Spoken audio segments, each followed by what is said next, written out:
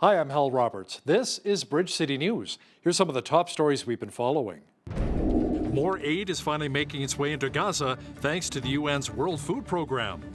We hear from Lethbridge Conservative MP Rachel Thomas, who explains how the carbon tax, which is going up in 2 weeks, continues to hurt Canadians. And a former RCMP and Lethbridge police officer celebrated his 100th birthday. Bridge City News was there to capture the special moment. Your nation, your province, your southern Alberta.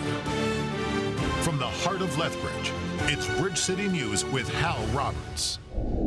Thanks so much for joining us. Egypt's foreign minister is making an appeal for an increase in the amount of humanitarian aid going into Gaza through land crossings. He says starving people cannot wait until an American temporary port is built to handle sea shipments. Aid groups say airdrops and sea shipments are far less efficient than bringing in food by land, which Israel has restricted. Trucks carrying aid to the war-battered Gaza Strip were, however, on the move at the Kerem Shalom crossing between Egypt, Israel, and Gaza on Thursday. The much-needed humanitarian aid was inspected by the Israel Defense Forces before entering the strip. The trucks carrying aid from the UN's World Food Program entered a gate along a border fence, which opened to a new route to prevent Hamas from seizing the aid. Officials say the convoy has enough food for around 25,000 people in Gaza. It was the first delivery to the northern region since February 20th. A group of protesters blocked the main highway in Tel Aviv, calling on the Israeli government to free the remaining hostages held in Gaza by Hamas. There are reports that the terrorist group is still holding more than 100 people who were kidnapped from southern Israel following the October 7th attacks. The reports that rioters have been attacking police in Jerusalem and the Israel Defense Forces have launched strikes deep inside of Lebanon as the fighting with Hezbollah intensifies. TBN Israel's Middle East correspondent Yair Pinto has more now from Israel. In the last 24 hours, the terrorist group Hezbollah fired more rockets into northern Israel and also sent 2 suspicious drones into Israeli airspace. They crashed in open areas in the north of the Golan Heights. In response to this, during the night, the IDF attacked in Baalbek, deep in Lebanon, 100 kilometers from Israel's border. This is considered significant and may mark the beginning of an increase in the level of attacks by the IDF in Lebanon. The IDF also attacked 2 Hezbollah compounds in the Bekaa region, deep in the country. The compounds are associated with the Hezbollah Air Force that planned and executed various targets towards the territory of the State of Israel, according to the IDF spokesperson's office. This morning, Hezbollah launched 2 heavy barrages of more than 100 rockets into northern Israel. In response, at noon, an Israeli fighter squadron attacked the area in the Baalbek region for the second time in a day. The sites that were attacked contain significant strategic assets meant to attack Israel in the future.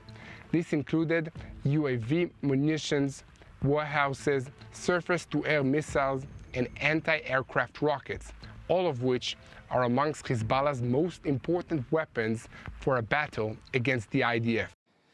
Foreign Affairs Minister Melanie Joly says Canada is moving some diplomats out of the embassy in Port-au-Prince, Haiti, because of the increased volatility there. Joly says only essential employees are being left in the Caribbean country, while the rest will work remotely from another nation. The decision comes as Caribbean officials say a plan to create a transitional presidential council is moving forward.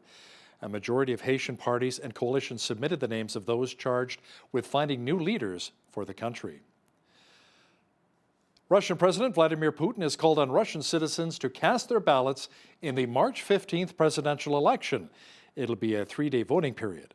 Putin is calling it a manifestation of patriotic feeling. Они проходят в России в 8-й раз, что показывает незыблемость одного из основных принципов демократического государства – регулярность выборов. Их итоги прямо повлияют на развитие страны в предстоящие годы. Подчеркну, что единственным источником власти в нашей стране является народ. Это ключевое правовое положение закреплено в Конституции. Его главный смысл заключается в том, что только вы, граждане России, определяете судьбу Отечества. Well, it was another beautiful spring-like day here today in Lethbridge. Jeanette Rocher is now with an early peek at the forecast. Jeanette, the first official day of spring is Tuesday, but it almost felt like summer today. Oh my goodness, I'm so excited about that, Hal, because you are right. It's going to be nearly 20 degrees that day, which is very close to summer-like conditions. And I can't wait because, enough with winter already. It has felt so long, so it'll be so nice to say that we're in spring finally. But speaking of which, looking like we're going to be in spring almost tomorrow. Starting tomorrow, we're seeing at least 5 days of in the mid to high teen temperatures, high of 14 degrees tomorrow, and I'm not seeing much in the way of wind either, which is fantastic news. And the weekend just going to be getting better, so I'll be back later in the show to give you all those details. Great. Thanks so much, Jeanette. TikTok says it continues to operate with the federal government's review of the company's investment here in Canada. A spokesperson says it remains committed to ensuring the safety and security of the platform for millions of Canadian creators and small business owners who rely on it to earn a living. The company commented after reports surfaced that Ottawa ordered a national security review of the popular video app last September. Prime Minister Justin Trudeau was asked if his government is considering a ban of TikTok similar to what the United States is looking at. Canada made the determination that no government phones or devices can have the TikTok app. That's a matter of security and safety. We're watching, of course, the debate going on in the United States, and I can't comment on national security reviews. As you've heard on Bridge City News, the federal carbon tax is going up by quite a bit, 23% on April the 1st. The federal levy has hurt so many, even with the rebates. You don't have to look much further than our home heating bills or the price we pay at the pumps. Lethbridge MP Rachel Thomas says the carbon tax continues to hit us hard when what we really need right now is a break. Canadians are paying through the roof when it comes to the carbon tax, whether it's on gas or groceries or home heating, and they're sick of it. Quite frankly, they can't afford it. Month over month, we saw 2 million people on average visit food banks across this country during 2023. In 2024, we're expecting upwards of 3 million people as a monthly average to go to food banks. I mean, this is not the Canada we know. This is supposed to be a place of opportunity and being able to further oneself. And instead, due to Trudeau's punitive policies, people are 2 steps back rather than 2 steps ahead. That's not okay. Conservative MP Rachel Thomas will also give her thoughts on a recent class action lawsuit where Albertans are suing both the provincial and federal governments in relation to harms they say were caused during the COVID-19 pandemic. She'll have details coming up later in our broadcast. Alberta's Education Minister Dimitrios Nicolaides provided an update on the next phase of public input on the draft social studies curriculum. Nicolaides says over the past 7 months, more than 700 people were consulted. The wide range of groups, which include teachers, offered feedback to help develop the new draft kindergarten through grade 12 social studies curriculum overview and draft the kindergarten through grade 6 social studies curriculum. I am proud to say that we are delivering on what Albertans are looking for. During Stage 2, we also spoke with First Nations education authorities, the Alberta Teachers Association and Social Studies Specialist Group, the Alberta Anti-Racism Advisory Council, the Premier's Council on Multiculturalism, Francophone organizations, the Canadian Arab Friendship Association, Jewish community organizations, and other multicultural communities. Department officials also met with curriculum development specialists and other stakeholders to explore and discuss content. The Alberta government is passing a new legislation to lock down repeat offenders. The proposed bill would create an ankle bracelet to hold high-risk offenders accountable when they're out on bail or serving a community service. Public Safety Minister Mike Ellis says the province is also looking at a new policing agency. He says it would not replace the RCMP here in Alberta, however. Our aim here is to bring the police-like functions that the Alberta sheriffs have taken on over time under the same kind of legislative framework and civilian oversight as Alberta's police services. The role of the sheriff's branch has changed incrementally over the years as the public safety needs and expectations of the community in Alberta have changed. These amendments will ensure that these police-like functions will be aligned with the legislation governing policing and are carried out by an independent agency that falls squarely under that legislation. The sheriffs will also carry out these functions in a way that is transparent and accountable something that Albertans expect of all their police services.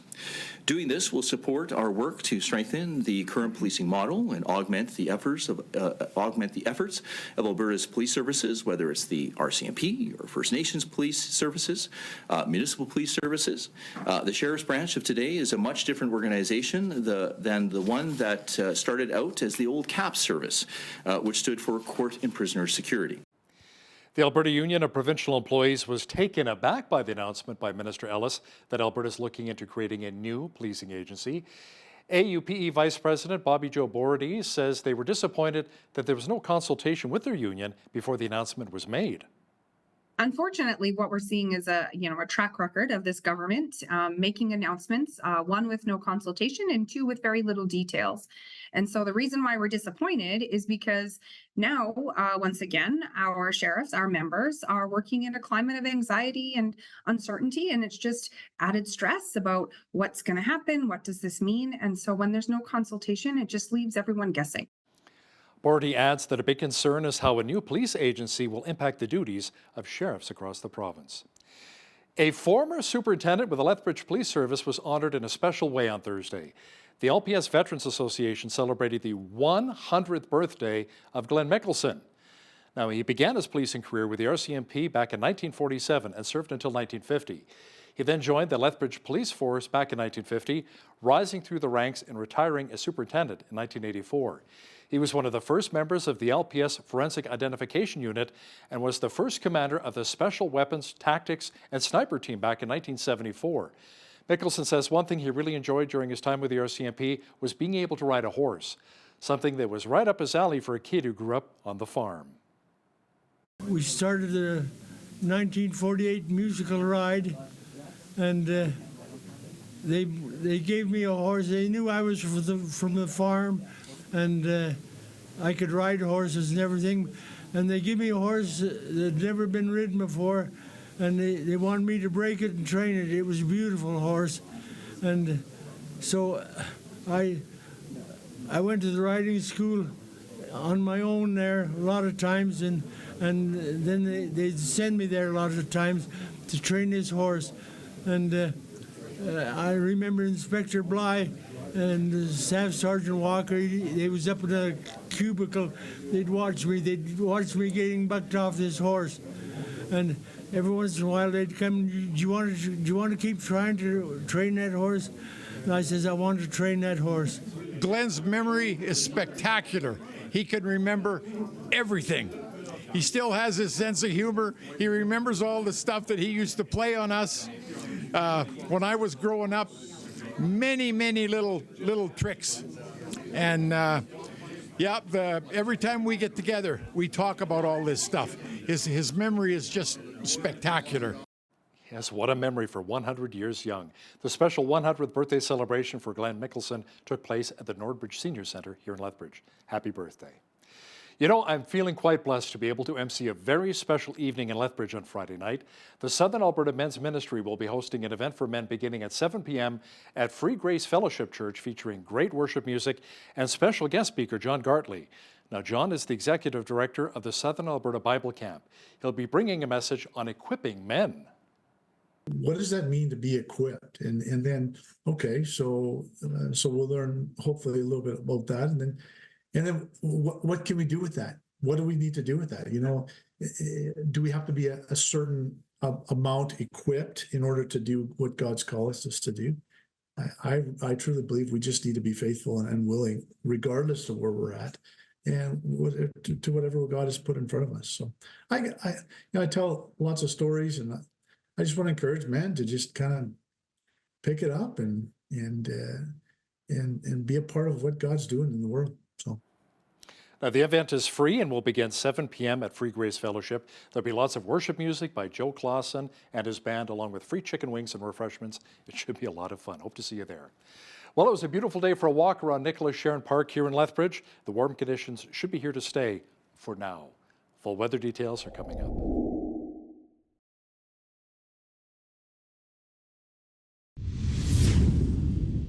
Not a bad day weather-wise today in Lethbridge. We enjoyed lots of sunshine and mild temperatures. Jeanette Rocher is now with all of the weather details. Jeanette, the weekend is just around the corner and the mercury may go through the roof. Could we potentially maybe even break some records on Saturday and Sunday? Yeah, so true. If not this weekend, Hal, then possibly on Tuesday, which happens to be our first day of spring, March 19th. So look at that temperature that day. High of 18 degrees. Now, the record on that day was 17.6.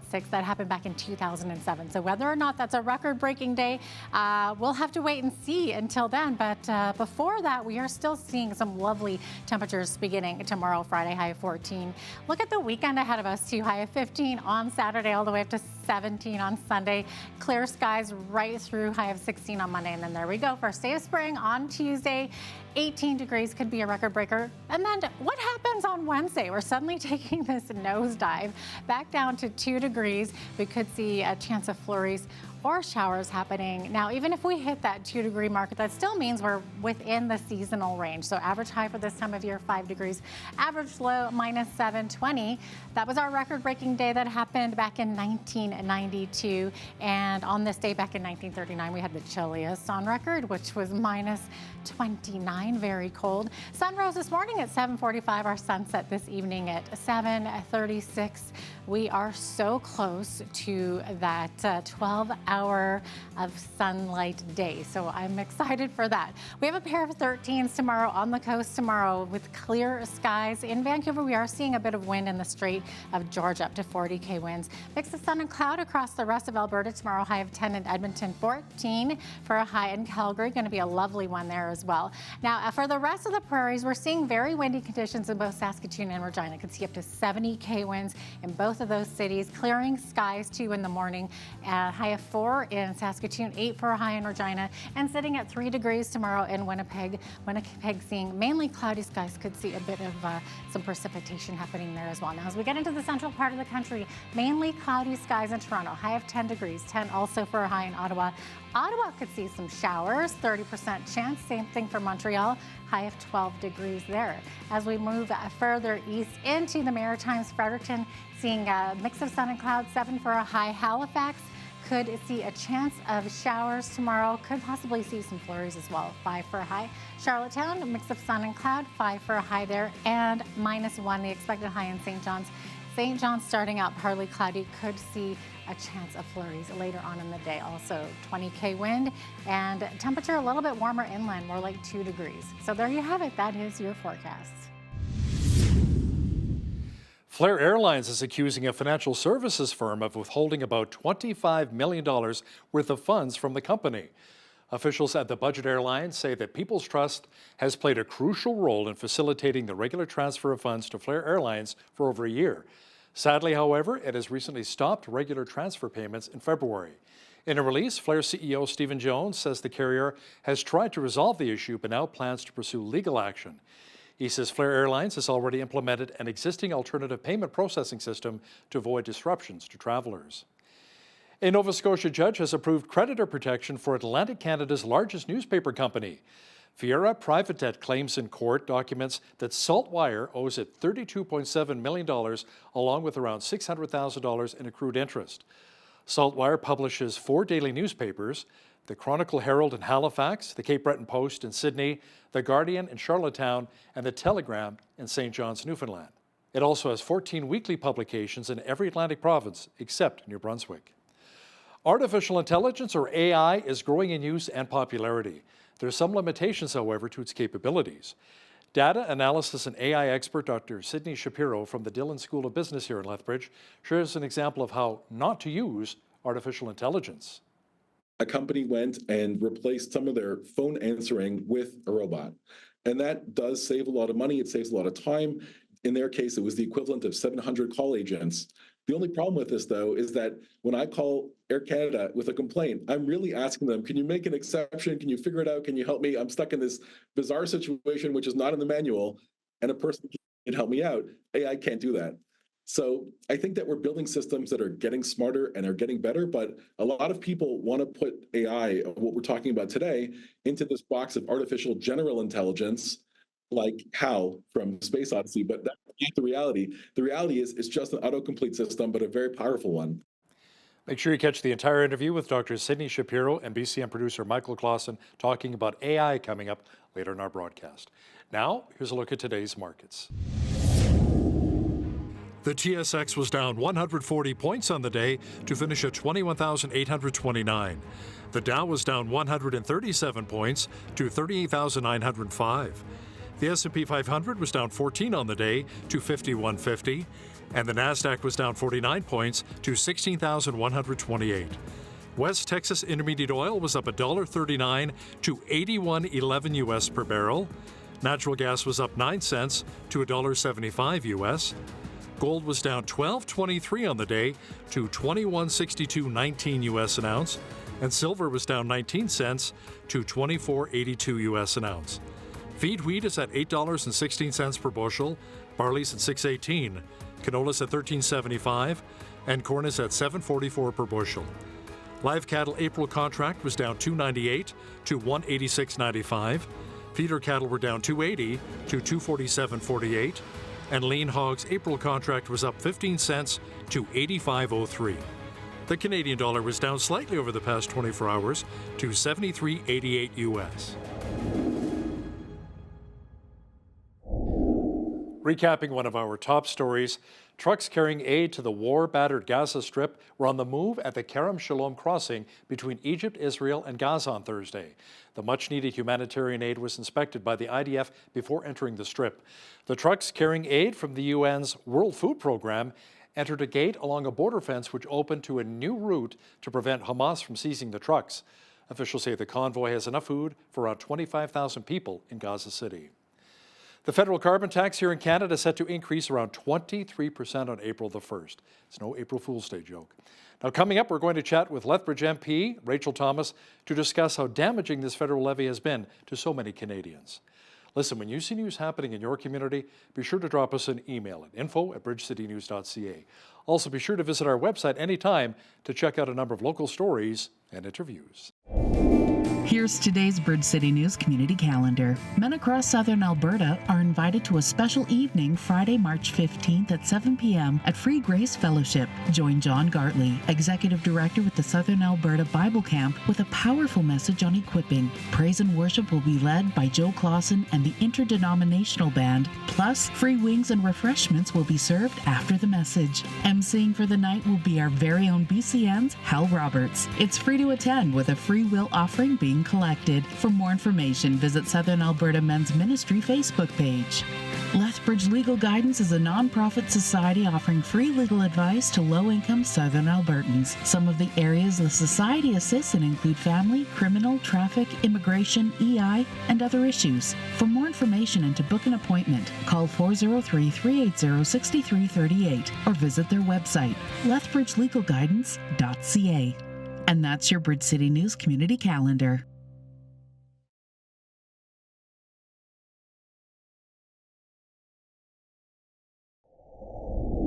We learned this week that the federal government is open to potentially changing the Emergencies Act.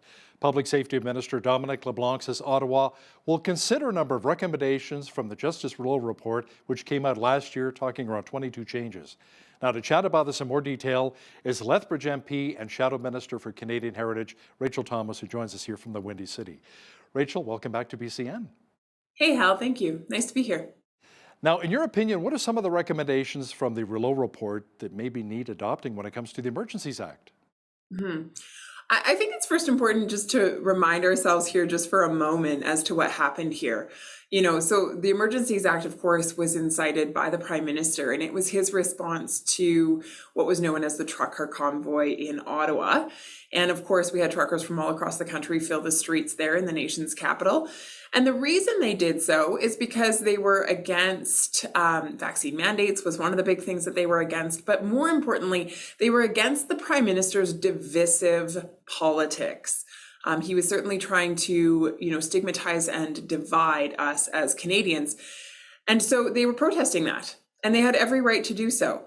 The Prime Minister, in a rage of glory, decided that he was going to enact the Emergencies Act, What has been determined now from the federal courts is actually that he moved that act unnecessarily.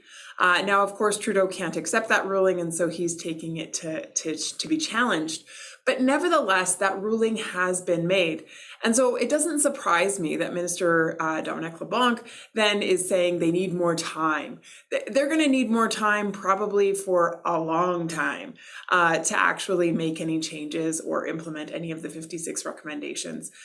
To answer your question directly, Hal, look, the number one recommendation out of that report that should be enacted today, it should not take any further consideration, is he said point blank, the Canadian Charter of Rights and Freedoms needs to be upheld.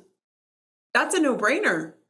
Yeah, the Canadian Charter of Rights and Freedoms needed to be upheld from day one and never should have been violated. And so I would start there, and then I would continue implementing a number of his other recommendations. Rachel, another class action lawsuit has been launched against both the federal and provincial governments on behalf of Albertans who were vaccine injured or who lost their jobs during the COVID-19 pandemic. Now, what are your thoughts when you hear about some civil lawsuits such as this? Yeah, I think first my heart breaks for those that did suffer a vaccine injury. I've certainly sat in my office with a few of these folks who have suffered because of the vaccine that they took, and it's been proven through medical assessments and documentation. And then, they've applied for assistance from a federal program that was set up in order to respond. And it's been hurdle after hurdle, unfortunately. There's been so many gatekeepers in the way of receiving the payout that is due to them, the medications that they should be given, the therapies that they should have access to. And so I'm trying to help these folks be able to access those things that they rightly deserve. So it doesn't surprise me that this case has come forward. I think people have suffered a tremendous amount, and they have every right to bring a civil case like this to the courts. And I look forward to watching the process unfold. Now, we received more insight into the Winnipeg lab story, Rachel, but once again, it appears as though the Trudeau government, assisted by the NDP, appears to be stopping us from finding out more. Now, some of the recent information released is that one of the two fired scientists, Dr. Key, was doing some work to benefit China. Now, that included working with the Wuhan Institute of Virology, transferring various viruses, including Ebola. Your thoughts? Oh, yeah. So we have evidence that there were significant security breaches starting in 2018 from these two scientists who were working on behalf of, the PRC, and not only transferring, important information, top secret information, but also, incredibly dangerous pathogens. And so, of course, this is a massive security breach and raises significant questions pertaining to our country's ability to maintain security and sovereignty. And obviously, this is a huge failure by the Liberal government. And so it's no wonder why Mr. Trudeau stood in our way every single time we took initiative to ask for documents and seek further information on this. I mean, Trudeau went to great lengths, including taking the Speaker of the House of Commons to court to try to prevent the release of these documents. We now have over 600 pages of incredibly condemning documentation with regard to what has happened in this lab and the illegal transfer of information. And it's incredibly startling. And I think Canadians certainly deserve all of the answers. So we will continue as Conservatives to push for that and try our best to get to the bottom of what happened here. And I think most importantly, going forward under Conservative government, we would make sure that there is greater security brought to this lab and to our country as a whole, and make sure that this doesn't happen in the future. It appears as though Canadians are really taking notice of some of these serious issues, Rachel. The latest polls show that the Trudeau Liberals are around 17 points behind your party, the Pierre Poilievre Conservatives. But how can you really maintain that momentum? An election is not expected until the fall of 2025.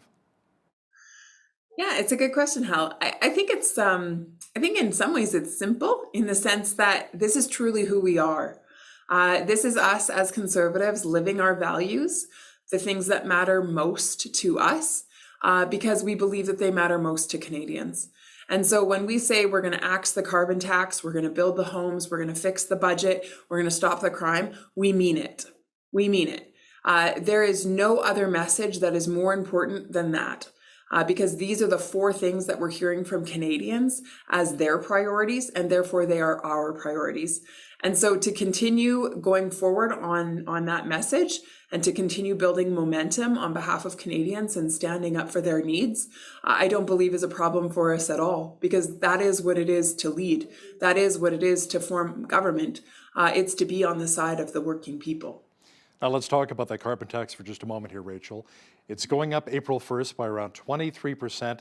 That'll make life so much harder for so many of us who use natural gas to heat our homes and filling up our vehicles. Now we do receive rebates, but oftentimes the rebates are simply not enough. Now your leader, Pierre Poilievre, keeps blasting the Prime Minister, saying, like you said, he needs to axe the tax, but why isn't the message getting through? Cannot Trudeau see how so many Canadians are struggling right now? Unfortunately, Hal, I think the message is getting through in the sense that the Prime Minister knows Canadians don't like the carbon tax. It's why he paid costly consultants to help him do a rebrand. He knows Canadians hate it. And so he tried to come up with some new spiffy name in hopes that he could perhaps, get Canadians on side. The fact of the matter is they're not. Canadians are paying through the roof when it comes to the carbon tax, whether it's on gas or groceries or home heating, and they're sick of it. Quite frankly, they can't afford it. Month over month, we saw 2 million people on average visit food banks across this country during 2023. In 2024, we're expecting upwards of 3 million people as a monthly average to go to food banks.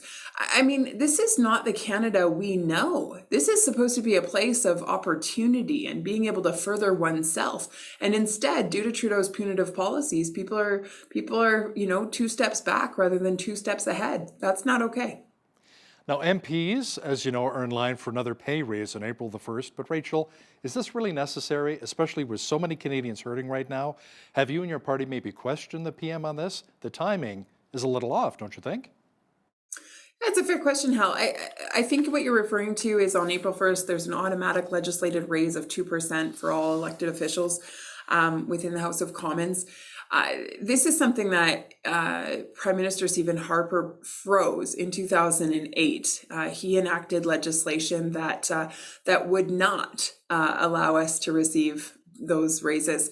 It was Trudeau's first step when he became Prime Minister to reenact that in 2015. So at the end of the day, it is legislated. I've indicated that I would rather not receive it. Unfortunately, I've been told by the HR department that I'm not allowed to refuse. It's something that is legislated and therefore automatic. All that to say, I think you're right, Hal. Canadians are suffering. They're certainly finding it very difficult to make ends meet. And I do believe that as leaders of this country, it is up to us to go first and to make sure that we're in step with them. And so I would be in favor of seeing that frozen. You know what, here's a thought. How about take the extra money that the MPs are going to make from that legislative increase and put it towards food banks across the country and support our food banks? Rachel, as you know, there's an election this fall coming up in the United States.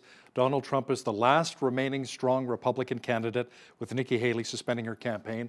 Now, Trump has been called a protectionist, America first in the past, but you know what? U.S. President Joe Biden hasn't been much better. How would your party handle things differently should you form government in 2025 when it comes to dealing with protectionist presidents affecting trade between Canada and the United States and our jobs? Great question. I think the first thing that comes to mind actually is, given that Prime Minister Brian Mulroney just passed away not too long ago, he comes to mind. In 1989, he is the one who achieved a free trade agreement with the United States of America. And the way that he went about that was through relationship building and knowing that there was a benefit for both countries. And of course, we know that free trade agreement has served Canada incredibly well. But it would be our hope as Conservatives to continue to protect that relationship, to continue to advance that relationship. And to that end, we already have members of Parliament who are going to Washington on a regular basis in order to build that bridge and make sure that when we form government, we're ready to hit the road running. Now, the Trudeau government is giving the CBC $1.4 billion an increase in funding despite executives insisting that they received a request to cut the public broadcaster's budget. Now, this is one of the reasons why they announced they were laying off around 10% of their workforce. So with the extra funding, do you think that means more jobs will be saved and executives will be receiving their bonuses thanks to the Canadian taxpayer? Yeah, unfortunately, I don't know that it's going to result in more jobs being saved, but it is perhaps going to result in more big bonuses being given to the top executives.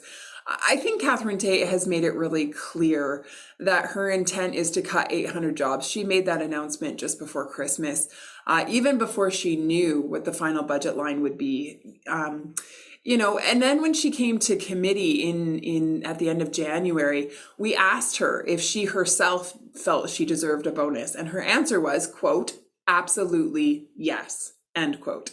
And so here's someone who, has led the CBC during one of its most disastrous points in history, and yet believes that she deserves this supposed performance bonus.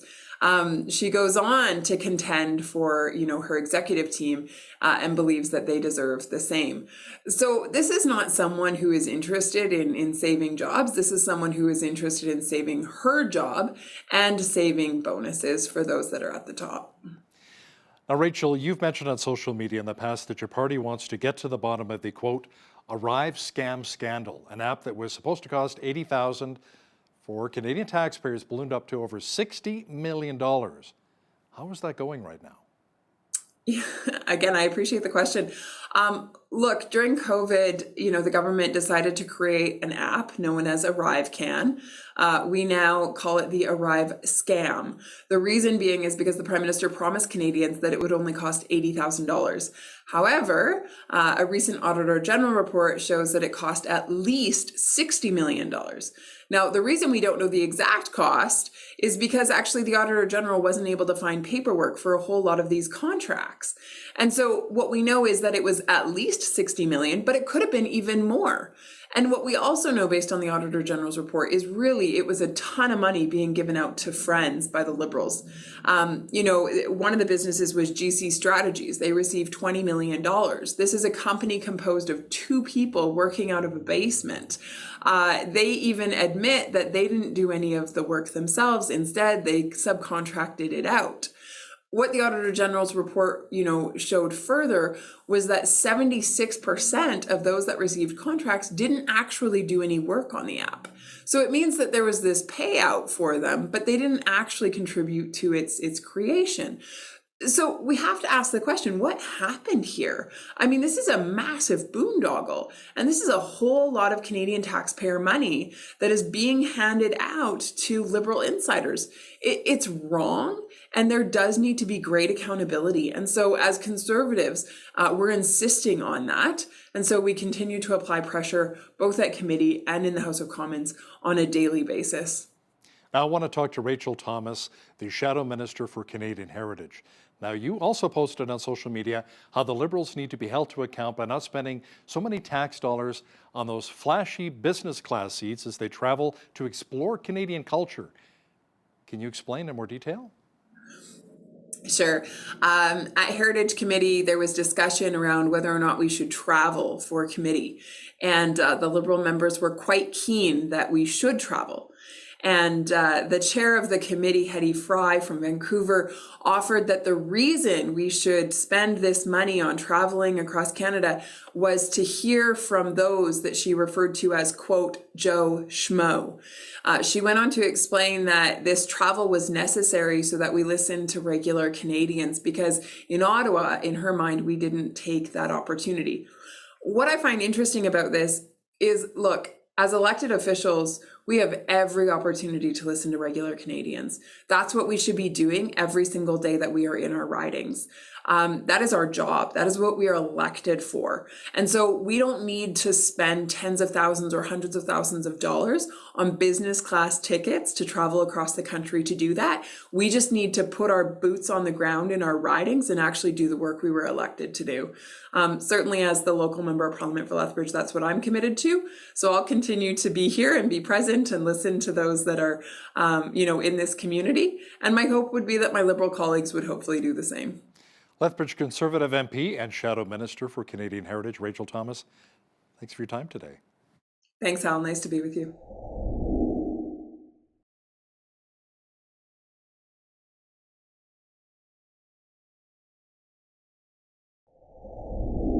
As artificial intelligence grows in use and popularity, there are growing concerns about safety, security, and even how it will impact things like the job market here in Canada. Dr. Sydney Shapiro, a Dillon School of Business assistant professor with expertise in data analysis and AI, joins me today. Welcome to Bridge City News, Dr. Shapiro. Thank you for having me.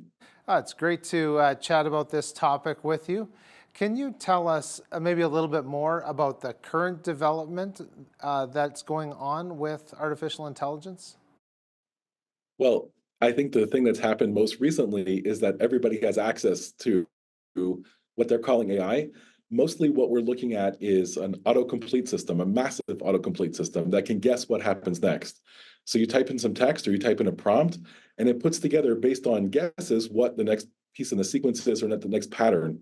And it does the same thing with images. Basically, you ask for an image and it can guess the image. Now there's even talk of new systems that can develop videos.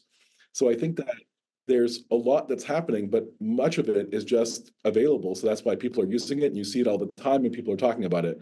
But this technology has been around for a long time, whether it's expert computer systems, machine learning to make decisions better, or new systems, new pathways to find information. So now your background is partially in data analysis, correct?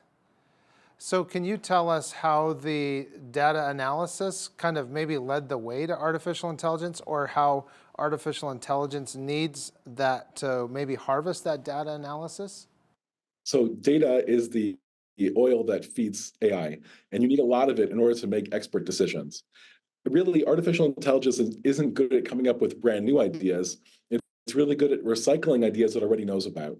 So I think if it knows the solution, so for example, if you design an AI that writes a resume and it has millions of resumes to draw from, it will create something great that's the amalgam of that. But if it's never seen a resume before, that's a big problem. It won't work very well. Gotcha. So when you look at an organization that has lots of complicated data flowing through the organization and you want to find pathways to figure it out, that's a much better idea. And this has become really big in the past recent years in robotics. So imagine you were programming a robot.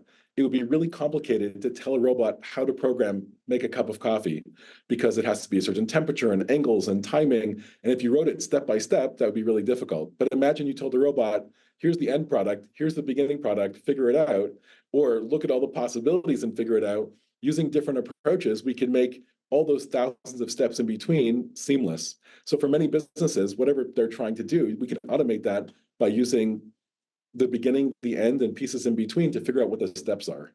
Well, it's really interesting. Is that kind of how AI has evolved, let's say over the last 5 or 10 years, or has it been a little bit different? The biggest thing that's happened recently is with language, with using large language models or LLMs. Gotcha. And this idea is that certain words come after another. For example, you walk into a store and you say, I want to order a pizza. Most people in Canada are going to order a plain pizza or a pepperoni pizza. Those are the most popular choices.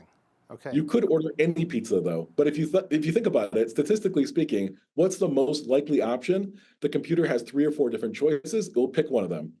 And I think that pattern finding, but in really big context, means that it's really, really powerful. There are many other systems that we interact with every day that also use artificial intelligence, whether it's in our bank, they're trying to tell us here's some saving opportunities, in our accounting software, in our word processing, as we type, it can guess the next word. Even on our cell phone, it knows which Y-O-U-R-E or Y-O-U-R you're thinking of as you're typing. All of that is using systems to pick between different options based on patterns. That's very interesting. I like that idea of pattern recognition, and maybe spatial awareness might be something too that's part of it. Could you maybe tell us some deficiencies that have been discovered to date? So one of the biggest problems is that it only knows about things that it knows about. So if you're a university student, you probably heard the phrase, find the gap in the literature, like read a whole bunch of papers and find out what people don't know about. Mm-hmm. And that idea kind of makes sense. If you think about the periodic table, for a long time, they knew what elements there were so they could extrapolate what elements didn't exist. And then later on, when they had atomic bombs and hadron colliders, they figured out, they actually proved those elements.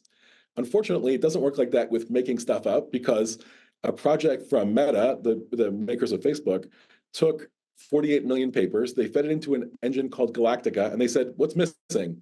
And it said, well, I can't find any papers on people eating glass. Maybe that's like give you superpowers or something. Like maybe that's a solution. And the problem is that even though there's a gap, it doesn't make sense. The reason why there's no papers is because that's not something that we investigated. So it's difficult to make things up and then work backwards and make it a reality. If that was possible, then I'd be living in Harry Potter world. But unfortunately, it goes the other way. We first find things in real life and then we write about them. So just because you could describe something doesn't necessarily make it real. Yeah, that makes perfect sense. Now, I had mentioned the spatial awareness. Do you think that might be coming down the road fairly soon? Definitely. I think that as we look at how we could put different pieces of information together and get better decision-making out of it, there's many ways that we can do that and save the amount of figuring out, the time in between that it takes to run through all the steps. I saw an amazing project the other day.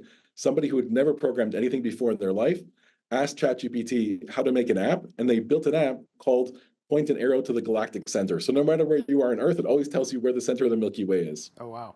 Oh, that's kind of neat. I like that. I like looking at the stars. That sounds really interesting. So do you think, looking at the other side of the coin, do you think that artificial intelligence could backfire on the companies that are automating with it? Definitely. I mean, I think the problem is that there's not many very good business cases of when to use AI to replace pieces. Like, for example, recently in the last couple of days, a company went and replaced some of their phone answering with a robot. And that does save a lot of money. It saves a lot of time.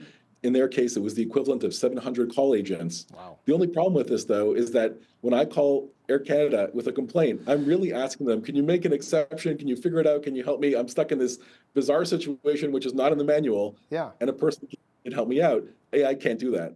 So I think that we're building systems that are getting smarter and are getting better, but a lot of people want to put AI, what we're talking about today, into this box of artificial general intelligence, like HAL from Space Odyssey, but that's not the reality. The reality is it's just an autocomplete system, but a very powerful one.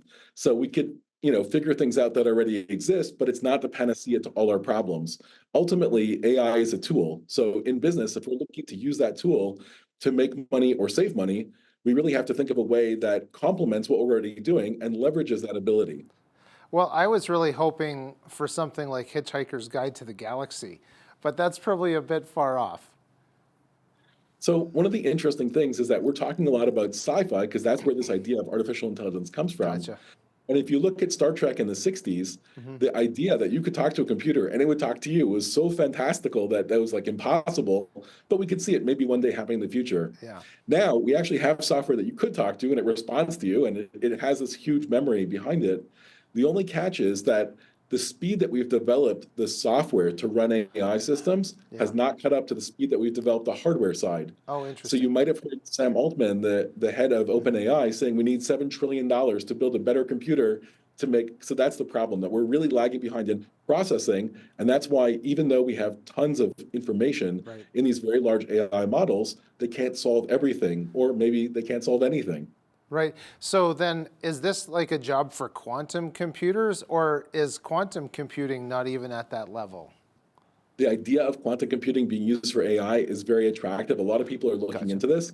It doesn't exist right now, but it is something people are thinking about. The idea that if I could have many states and quantum computing happening at the same time, I could have many AI possibilities. I think the next big thing, like that we could see in the future, just like we look from Star Trek into the future to today, is explainable AI. So when it makes a decision, why did it make a decision? If it could choose from 1,000 different options, it picked one. And I think this is the big difference between people and computers. If a person walks into a pizza store, they order pepperoni. But if a computer looks at all the different options, it actually calculates every single bizarre choice against every single other bizarre choice before ending up at the most likely one. And that's really the problem. Imagine we use that pizza bot, but as a doctor, sometimes when I go to the doctor, I don't have the most obvious, most common problem. I want the doctor to check me and say, oh, you're the 1% of people that has a super exotic rare disease. Here's special medicine for you, right? So automating things that goes with what's most likely doesn't usually work very well. Yeah, that makes perfect sense. So then if we ask the question about jobs being at risk through AI, that sounds like we could actually be quite far down the road from that happening, but what's your take on that? I think the economy is changing, and I think it depends what your job is. If you're a resume writer, then your job is already threatened today. If you do most other work, then not yet. It's part of automation, robotics, and there is an industrial revolution happening, changing the way that we work. And that's definitely going to be accelerated by using AI, because the AI systems that are inside of it can automate a lot of things. But that doesn't mean that it completely replaces jobs. You still need a person with a brain deciding what to do and to give it instructions. If you use any of these AI tools, you'll notice that they're not very good unless you continuously inform it over and over and over again what exactly you want, and then the content gets better and better as it gets more fine-tuned. Yeah, so that makes sense. I think that these are tools, and the economy is going to change to use these tools. And as people's jobs change to incorporate more AI, they're going to help people as opposed to replace them. Yeah, that makes sense. So one of the other questions that would probably come up, I know it came up here internally, is the legal system. So has there been any implications related to the legal system with artificial intelligence? It's funny that you say that, because in BC and in the US, recently there's been cases where lawyers made up citations that didn't exist. Wow. Using AI systems, just asking for it, and it hallucinated and came up with information that sounds right. It sounds like it would logically follow, but those cases never happened. Interesting. So in both cases, the judges weren't very happy. I can I imagine. think that we have a responsibility to make sure that we're using AI responsibly and that the way that we're using it makes sense.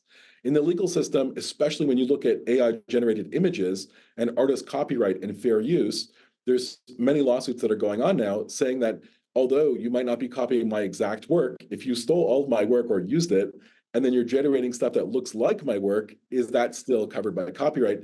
And our copyright laws in Canada and the US are written well before AI was invented. So I think it's really a process of the legal system catching up, and through these cases, we'll get a much better idea of what information can be used, what can't be used, and how that information could be used inside a model to predict new or mixed up information. Yeah, that makes sense. Like artificial intelligence plagiarizing someone. Totally get that. Exactly. Could you provide maybe more examples of how AI can help business to maybe do better at targeting their advertising? Yeah, I think there's a lot of different factors, and it's really effective to do micro-targeting. So if I have 1,000 customers and I look at all these different preferences, an ad would be really effective. It said, hey, do you like chicken wings? We like chicken wings too. Come on in and buy something. But it's difficult to really go through that because you would spend hundreds of hours looking through all your customers to find that information. Building AI systems that are automated and can have predictable pathways will find interesting aspects of your customer, correlations or connections between customers, and it helps you make much better informed decisions. The biggest problem that companies deal with is churn, that people are customers and then they stop being customers. And if we could better predict why that happens, we could invite new customers in and retain old customers at a much higher level. We could automate some of that data analysis using AI. Well, that's really smart. And it's almost like looking at the issue from a different perspective, I would think. Yeah, can you talk a little bit more about maybe sustainability concerns around AI?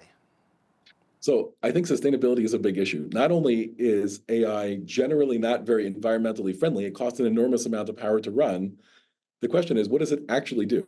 So the companies that make it would like you to use it in your business for everything, but the reality is it doesn't work that well yet, and it makes mistakes. Recently, it's not about AI, but it's about a chatbot. Air Canada had a chatbot that told somebody wrong information, and the court said they had to honor their chatbot, whatever they said. That makes sense. And if you expand that to AI that could answer anything, that becomes a bigger problem. So in terms of sustainability, the data that's inside of it needs to keep on growing, but at the same time, it has to be high quality, and we want to make sure that there's an objective source of truth. For example, if I ask an AI to find me an airplane ticket, I don't want it to make up an airplane ticket. I want me to find a real one. Same thing's true with most things that we could use it for to buy things. So there still has to be real databases with real information, but using AI, maybe we could sort it more efficiently or find things that I'm looking for, or maybe even discover patterns I didn't know about. Right. Well, that makes sense. And I never even thought about the liability of a corporation company using artificial intelligence and it gives the wrong answer. They're on the hook for that. I would like to ask you, though, just before we go, what effect could AI like ChatGPT have on student learning? So I think that huge models like ChatGPT or Gemini are gigantic and try to know everything. If we made them smaller and more narrow, they could do things like tutor students, answer questions, help with homework. I think that we were originally really worried about this whole scale cheating, like universities are going to go away because everyone will just use it. But it doesn't produce quality. It really just produces stuff. And if we really build this as a tool and help students learn how to use it the right way, ultimately they could take their ideas and find a basis for it, improve it writing, learn the material better, have somebody to talk to if they have any questions. So there's many ways that AI can be leveraged to really be effective at helping education. Yeah, that makes a lot of sense. Well, that's all the time we have for today. Dr. Shapiro, thank you very much for joining me. Thank you. It was great to have you on. That was Dr. Sidney Shapiro. He is an assistant professor at the Dillon School of Business here in Lethbridge at the U of L. For all of us here at Bridge City News, I'm Michael Clausen. Thanks very much for watching.